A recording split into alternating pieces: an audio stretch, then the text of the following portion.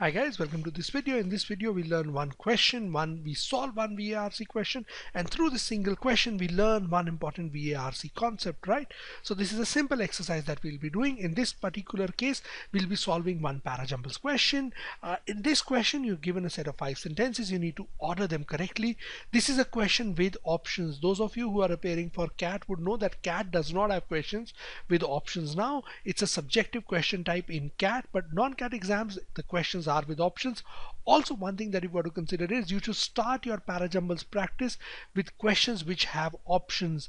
Once you've built the basic skills, then you can shift to solving questions without answer options. That is the process that you need to adopt, and that is what you should be doing for this particular question type.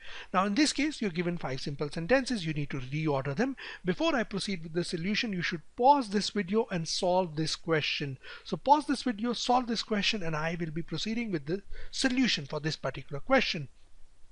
Now what is it that I want you to learn? There is only one simple thing, one simple rule that I want you to learn in this particular question, and that rule here is this comma. This comma indicates that this sentence number A, is a sentence fragment. It is not a complete sentence. The second part of the sentence is one of these options. Which is the second part of the sentence in this case?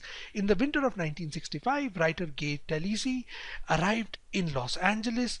Now which statement fits in best? It's option number C, with an assignment from Esquire to profile Frank Sinatra. This is the only sentence here in this case which is incomplete, right? So this is an incomplete portion of the sentence. A and C fit here. Sentence number C completes sentence number A and it forms a pair.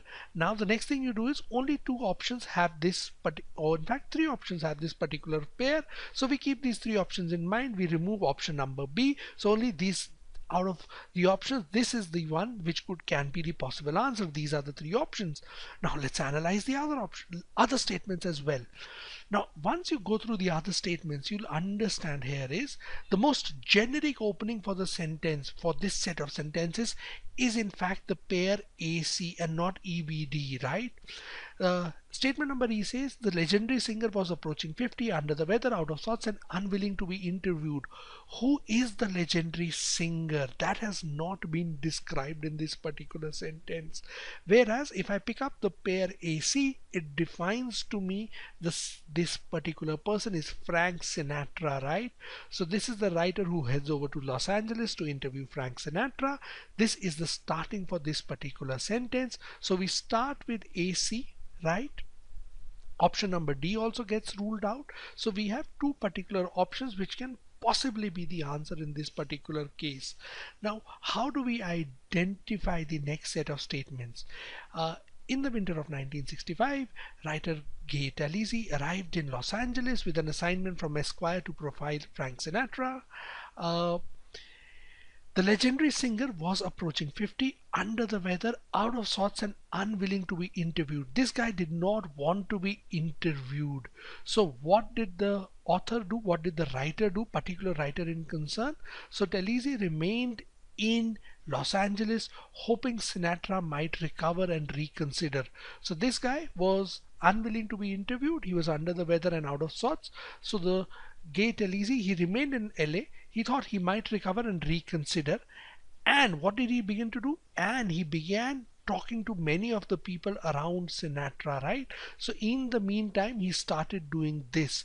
Hence the connected set of statements in this case is ACEBD. Summarizing what you need to do in this particular case and how do you learn from this particular question. You look out for sentence fragments. If there is a sentence fragment, you should be careful. You should be careful of punctuation marks in Parajumble questions.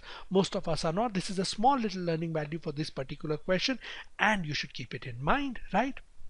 Next thing, you use answer options. You try to establish which is the starting point. Once you've done that, you've done half your job, and you then extend the train of thought. You introduce continuity of thought in the question, right? So this question is solved essentially by forming pairs, and that is what we've done. We built a continuous thought process in this particular question. The 5 sentences, the sequence we've identified complete that thought process, and that is the objective in this particular question type, right? This is how you analyze parajumble questions, and this is the approach that you need to maintain. This is how you learn small little things. You solve one question at a time and you learn these small little things, right? In case you want more such things to learn, you can always check out our course, the ultimate VARC course, which has tons and tons of such things, such tricks, tips and techniques you can use to improve your VARC accuracy and improve your performance in this section, right? Thank you very much for watching this video, and happy learning with us.